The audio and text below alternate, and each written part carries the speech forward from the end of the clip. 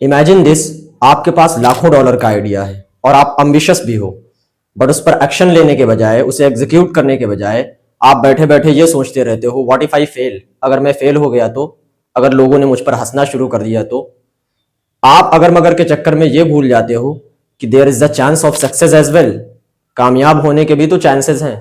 याद रहे, self doubt, खुद पर शक करना, ये एक ऐसी जेल है जनाब जिसकी बाउंड्रीज नहीं होती। आप स्टार्ट करने से पहले ही गिव अप कर जाते हैं।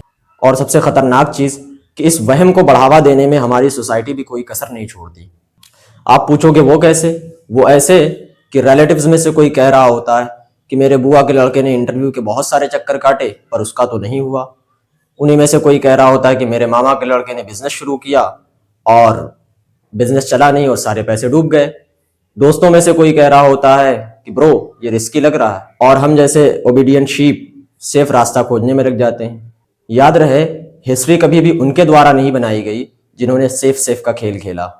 क्या आपको पता है, इमाम गजाली, सलाहुद्दीन अयूबी, इब्न सीना, डॉक्टर इकबाल, जो अपनी अपनी फील्ड के सितारे हैं, इन्होंने कभी भी अपनी सलाहियतों पर शक नहीं किया और कभी भी ये नहीं कहा व्हाट इफ आई फेल, अगर मैं नाकाम हो गया तो।